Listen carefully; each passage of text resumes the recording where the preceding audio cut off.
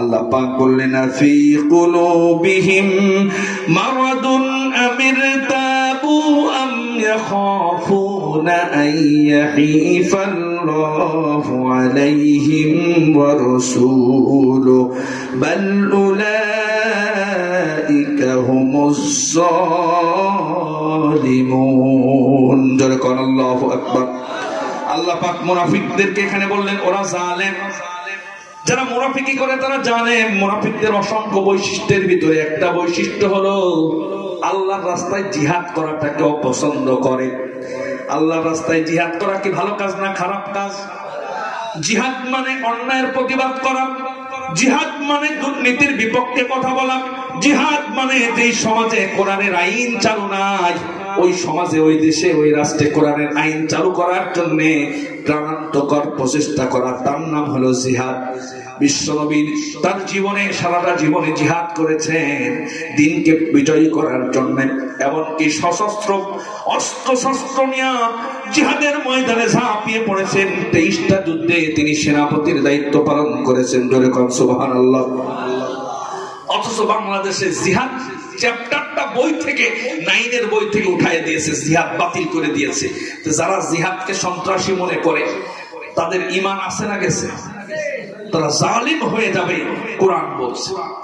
আমার ভাইয়েরা, হযরত আব্দুল্লাহ ইবনে উম্মে মাকতুম রাদিয়াল্লাহু তাআলা আনহু চোখে দেখতে পারে না, যার সম্মানের জন্য আল্লাহ পাক আরশে আজিম থেকে সম্মান দিয়ে একটা সূরা নাযিল করেছেন।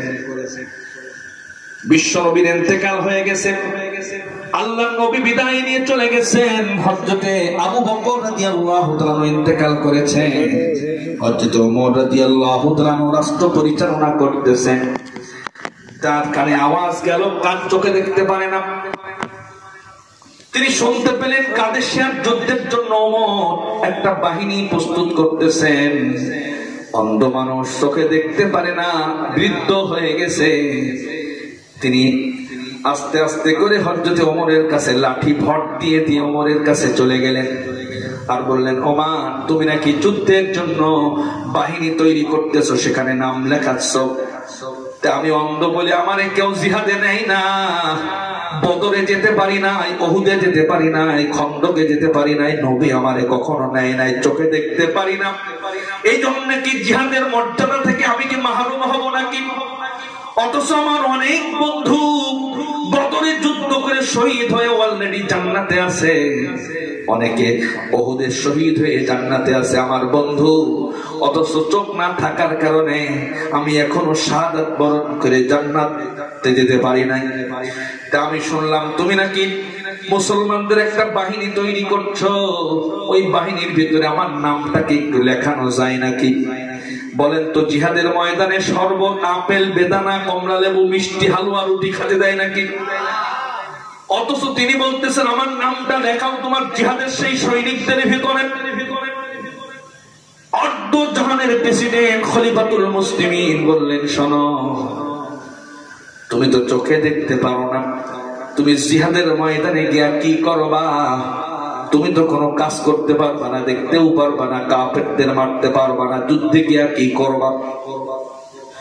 আর আল্লাহ তো তোমার কোরআনের ভিতরে ছুটি দিয়েছেন, যারা নেংড়া খোড়া চোখে দেখতে পারে না তাদের যুদ্ধের মাঠে যাওয়া লাগবে না। লাইসা আলাল আ'মা হারাজু ওয়ালা আলাল আ'রাজি হারাজ। যারা নেংড়া খোড়া, যারা চোখে দেখতে পারে না, তাদের জন্য শরীয়তের এই সমস্ত কাজগুলো থেকে ছুটি দেওয়া হলো। আল্লাহ ছুটি দিয়েছে, তুমি আবার শখ করে কেন যাবা? আর যদি যাও যুদ্ধ তো করতে পারবা না, বরঞ্চ তোমারে সেভ করার জন্য অন্যান্য মুজাহিদকে খাটনি করা লাগবে, যুদ্ধ বাদ দিয়ে তোমারে ট্যাকেল দেওয়া লাগবে। তুমি বাড়ি ফিরে চলে যাও, এই জিহাদের সৈনিকদের ভিতরে তোমার নাম লেখানো লাগবে না। অন্ধ সাহাবী চোখের পানি ছেড়ে হুড়হুড় করে কান্না শুরু করে দিলেন আর বললেন, আজকে চোখ নাই, এই জন্য কি আল্লাহর জান্নাতে শহীদ হয়ে যেতে পারবো না? হযরত ওমর বললেন, জিহাদে গিয়া করবাটা কি? তোমারে নিয়ে গেলাম, তুমি কি করবা তাই বলো। সঙ্গে সঙ্গে আব্দুল্লাহ ইবনে উম্মে মাকতুম বললেন, আমি জানি আপনি এরকম প্রশ্ন আমাকে করবেন, আমি উত্তরটা রেডি করে রেখেছি, আপনি যদি আমার জিহাদের ময়দানে নেন, একজন মুসলমানের হাতে তো কালিমার পতাকা আপনি তুলে দেবেন। ওই কালিমার পতাকা যে ধরে রাখে তার তো যুদ্ধ করা লাগে না।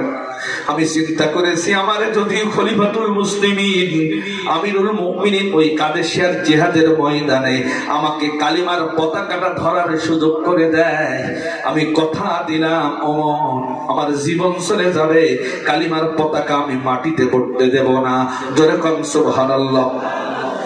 উত্তরটা পছন্দ হলো ওমরের। সেনাবাহিনী ওখান থেকে অনেক দূরে কাদেশিয়ার যুদ্ধে যাবে। হযরত ওমর সেনাবাহিনীর যিনি প্রধান ছিলেন তাকে ডাক দিলেন, সেনাপ্রধানকে ডাক দিয়ে বললেন, এই যে অন্ধ তোমাদের ভাই জিহাদে যেতে চায়, তার নামটা লেখা নাও, তার দায়িত্ব দিবা, সে তো যুদ্ধ করতে পারবে না, কালিমার পতাকাটা তার হাতে তুলে দিবা। ওই আব্দুল্লাহ ইবনে উম্মে মাকতুম কথা দিয়েছে, জীবন চলে যাবে তারপরে পতাকাটা মাটিতে পড়তে দেবে না। যুদ্ধে চলে গেল। মুসলমানদের সাথে কাদেশিয়ার যুদ্ধে কাফেরদের যুদ্ধ শুরু হয়ে গেল। তীর নিক্ষেপ শুরু হয়ে গেছে। কাফেররা হামলা করে, এরা আবার হামলা ঠেকায় আবার করে, ঘাত প্রতিঘাত শুরু হয়ে গেছে জিহাদের ময়দানে। সামনে দাঁড়ায় শক্ত করে আব্দুল্লাহ ইবনে উম্মে মাকতুম পতাকা ধরে আছে। যুদ্ধ তো এক জায়গা দাঁড়িয়ে করা যায় না, একবার পজিশন নেওয়া লাগে, একবার ডানে যাওয়া লাগে, একবার বাঁয়ে যাওয়া লাগে, অবস্থা বুঝে পদক্ষেপ নেওয়া লাগে। যুদ্ধ করতে করতে হঠাৎ করে লক্ষ্য করে দেখা গেল আব্দুল্লাহ ইবনে উম্মে মাকতুমের পাশ থেকে মুসলমানেরা সরে অন্য জায়গায় পজিশন নিয়েছে। তরবারি পতাকাটা ধরে দাঁড়িয়ে আছে একা একা আব্দুল্লাহ ইবনে উম্মে মাকতুম। কিছু বুঝতে পারতেছে না, মুসলমানেরা কোন দিকে আছে দেখতে পারে না। হঠাৎ করে দূর থেকে একটা কাফের লক্ষ্য করে দেখেছে একজন মানুষ পতাকা নিয়ে দাঁড়িয়ে আছে। লক্ষ্য করে দেখেছে ওই পতাকার ভিতরে লেখা রয়েছে লা ইলাহা ইল্লাল্লাহু মুহাম্মাদুর রাসূলুল্লাহ। মুখস্থ আছে আপনাদের? পড়েন, লা ইলাহা ইল্লাল্লাহু মুহাম্মাদুর রাসূলুল্লাহ। লক্ষ্য করে দেখেছে এখানে নবীজির নাম এবং কালিমা খচিত। বুঝতে পেরেছেন এ মুসলমানদের বাহিনীর একজন লোক। দূর থেকে একটা তীর নিক্ষেপ করেছে। আব্দুল্লাহ ইবনে উম্মে মাকতুমের বক্ষ মোবারক বরাবর ঢুকে গেছে, রক্ত ফিনকি দিয়ে উঠেছে।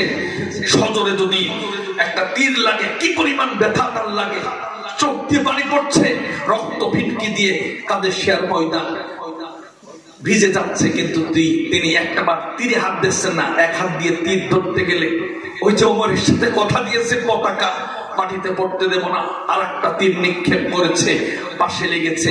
এভাবে করে 7-8টা তীর মারার পরে শরীর থেকে এত বেশি রক্তক্ষরণ হয়েছে, আব্দুল্লাহ ইবনে উম্মে মাকতুম আর দাঁড়িয়ে থাকতে পারেন না। আব্দুল্লাহ ইবনে উম্মে মাকতুম নিজের রক্তের ভিতরে ঠপাস করে পড়ে গেছেন।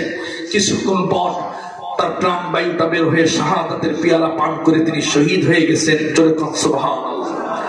মুসলমানেরা পরবর্তীতে কাদেশিয়ার ময়দানে গিয়া খুঁজতেছেন যে কয়জন শহীদ হলো, কি কি ব্যাপার। লাশগুলো যখন খুঁজতেছেন তখন লক্ষ্য করে দেখলেন মুসলমানেরা অবাক হয়ে গেলেন, আব্দুল্লাহ ইবনে উম্মে মাকতুম অন্ধ মানুষ মরে গেছে, শহীদ হয়ে গেছে, শরীরের ভিতরে 7-8টা তীর বিদ্ধ হয়ে আছে। তারপরেও মরা মানুষ, শহীদ হওয়া মানুষটা তখনও শক্ত করে কালিমার পতাকা সেই লাঠিটা ধরে রেখেছেন। কালিমার পতাকা ছোড়া টান টান তখনও উঠতেছে।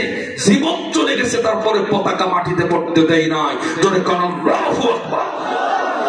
আমাদের মাথায় যদি একটু আঘাত লাগে, আঘাত কমানোর জন্য একটু ডলে নেই, মশাই কামড় দিলে ডলে নেই, আর তার ভিতরে তীর বিদ্ধ হয়েছে, রক্ত বের হয়েছে, একটা বারের জন্য তীরটা বের করার জন্য চেষ্টা করেন নাই, না জানি আবার কালিমার পতাকাটা পড়ে যায়। তাহলে জিহাদের ময়দানে তাদের ভূমিকা কি ছিল? আর আমরা ওই জিহাদের কথা শুনলে অনেকের পাতলা পায়খানা শুরু হয়ে যায়। কথা বলেন ঠিক কিনা? কোরআন বলছে আম হাসিবতুম আন তাদখুলুল জান্নাহ ওয়ালাম্মা ইয়ালামিল্লাহু আল্লাযীনা জাহাদু মিনকুম ওয়া ইয়ালামাস সাবিরিন। দুইটা গুণ আমি তোমার ভিতরে আছে কিনা দেখবো। যদি দেখি যে আছে তাহলে তোমার জান্নাতে ঢোকাবো। তাছাড়া জান্নাতে চেক করা হবে জান্নাতে ঢোকার আগে যে তুমি জিহাদ করেছো কিনা, তুমি ধৈর্য ধারণ করেছো কিনা। আমরা আব্দুল্লাহ ইবনে উম্মে মাকতুমের আলোচনা শুনে চোখ দিয়ে হড়হড় করে পানি ফেলি, অথচ জিহাদের মাধ্যমে রক্তের বিনিময়ে আমাদের কোনো পদক্ষেপ নাই। কথা বলেন ঠিক কিনা? সোনার বাংলাদেশে কোরআনের রাজ কায়েমের জন্য যদি আব্দুল্লাহ ইবনে উম্মে মাকতুমের মতো শরীরের উত্তপ্ত